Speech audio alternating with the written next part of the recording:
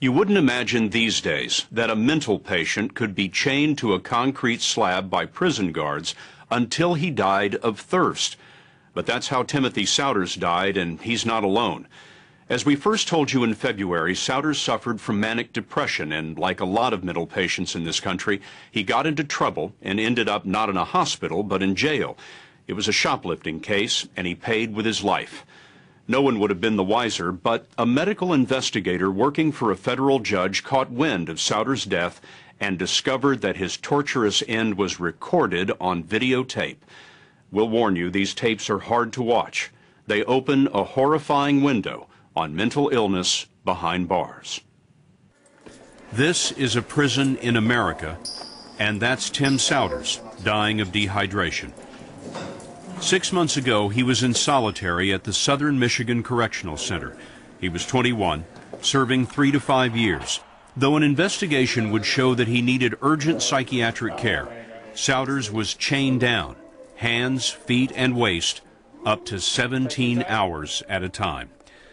By prison rules, all of this was recorded on a 24-hour surveillance camera and by the guards themselves. The tape records a rapid descent. He started apparently healthy, but in 4 days, Souders could barely walk. In the shower, he fell over. The guards brought him back in a wheelchair, but then chained him down again. On August 6th, he was released from restraints and fell for the last time. Tim Souders died right there. Only the surveillance camera took notice. His short life began in Adrian, Michigan. Souders was a kid whose troubles didn't start until late in his teenage years. Hi, Grandma. Happy Easter. It was then his mother, Teresa Vaughn, told us that he began acting strangely. It was January in the wintertime, and he was running around outside with his clothes off thinking he was a knight fighting dragons. You lose touch with reality. He was troubled by anxiety and depression, often in and out of the hospital. After one hospital stay, he was caught shoplifting 2 paintball guns. He grabbed a pocket knife and threatened the store employees, then begged a cop to shoot him. Instead, he was stunned with a taser. No one was hurt. He had gotten to the point where his thinking wasn't straight, and he was suicidal. And he should have never went to jail. In jail, Souders tried to kill himself 3 times. He pled to resisting arrest and assault for waving the pocket knife and ended up in a Jackson County prison complex with 5,000 inmates. It's a troubled place.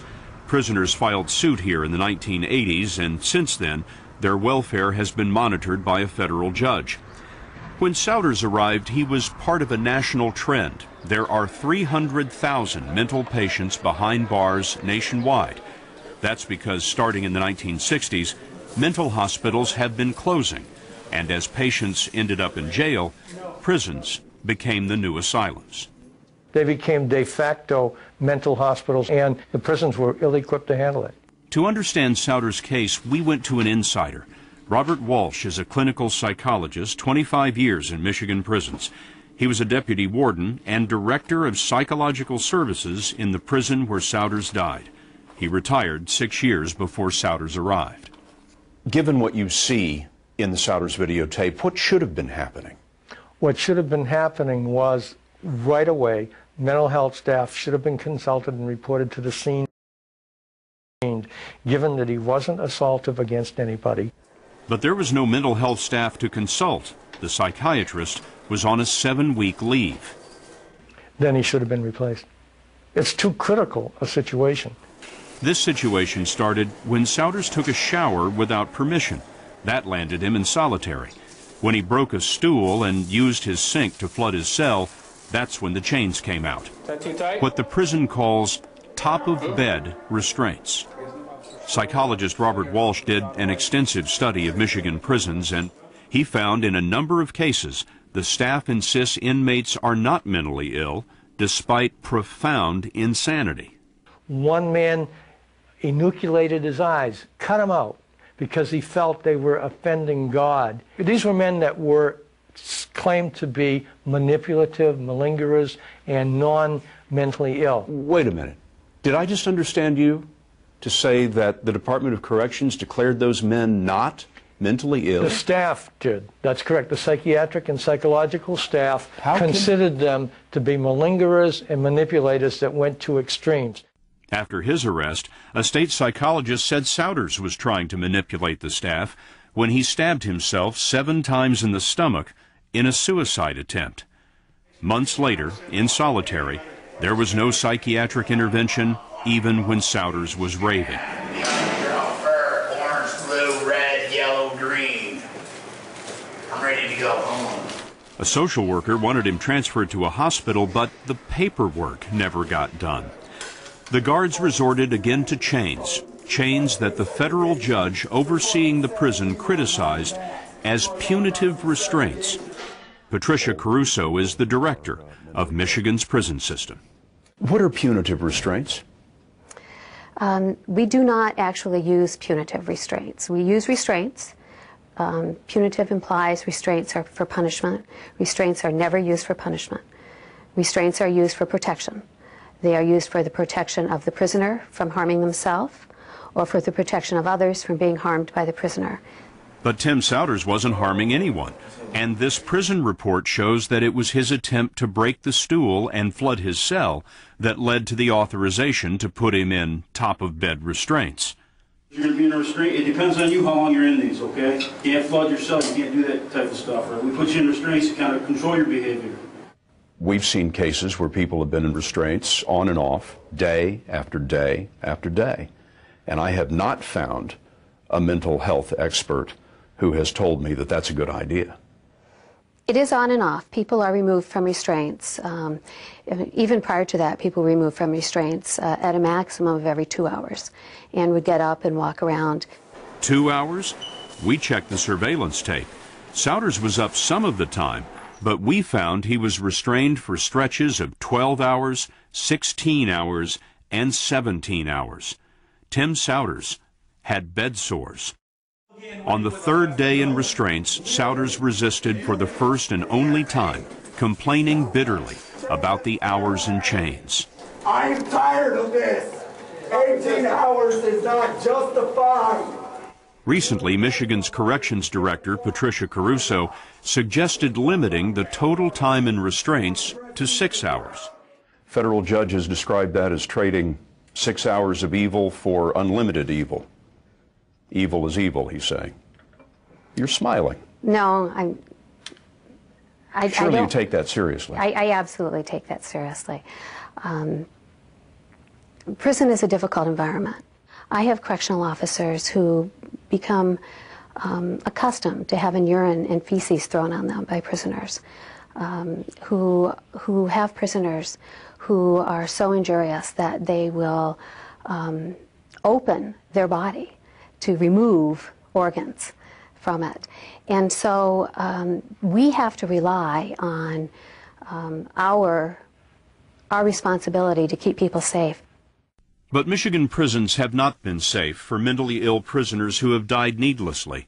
At least one starved to death, and others died of dehydration like Souders. Jeffrey Clark, a paranoid schizophrenic serving time for robbery, died of thirst in solitary. His sister, Benita Clark Murphy, pored over the investigative reports of his death. There are reports that he had his mouth up against the plexiglass window, begging and pleading for water and air, and for someone, again, to turn a deaf ear and a blind eye to that. That's why I say Jeffrey was tortured. Clark Murphy filed suit against the state. She claims that the warden told the family that her brother died of an infection. We buried Jeff not even knowing what happened. It seems that the prison officials expected to tell you that this was natural causes and that you'd just leave it alone. Absolutely. And that they were so wrong. Clark was locked in solitary in the heat of the summer with his water turned off. And 4 years later, the heat index in solitary was over 100 when Souders' water was turned off. Souders became delusional, refused water when offered, but not even that was a medical emergency to the staff. Souders has refused. The officer asked him if he needed water. He replied, no. After Souders' death, federal judge Richard Insland, who oversees the prison, wrote that inmates are exposed to an unauthorized death penalty at the hands of a callous and dysfunctional healthcare system that regularly fails to treat life-threatening illness. I understand that it's easy to take individual cases and to sensationalize them and, relentlessly replay the facts of an individual case. But I also think it's unfair. But, Director, fair to say, people starve to death and die of thirst in your prisons. Any death, any incident like that, in our custody is a tragedy. I will not deny that. It is not, it certainly isn't something that, we set out. I mean, we have people come to us dying. They don't come to you dying of thirst and dying of starvation. How can that happen under your custody? I'm not going to address cases that are under litigation. I cannot do that. The Souders case is under litigation. His mother, Teresa Vaughn, is suing. She says the prison never told her how her son died. She found out in the Detroit Free Press. I hesitate to bring this up, but you have seen the videotapes of your son's last days. When you see those videotapes... The ones I have nightmares about? What do you think? I cannot believe anyone would treat another human being that way at all. That they can watch over a 4-day period slowly declining, slowly dying before their eyes. Do you think the guards meant to kill your son? I don't believe anybody meant to kill Tim. I don't believe that they meant to hurt Tim, but they did. They did hurt him, and he did die. He's not coming home. He's not coming back, and he is gone. And he was only 21 years old. Since we first brought you this story, guards who kept Jeffrey Clark locked up while he was dying of thirst were found guilty of gross negligence. The Clark family was awarded almost $3 million. The legal case over the death of Timothy Souders is still pending.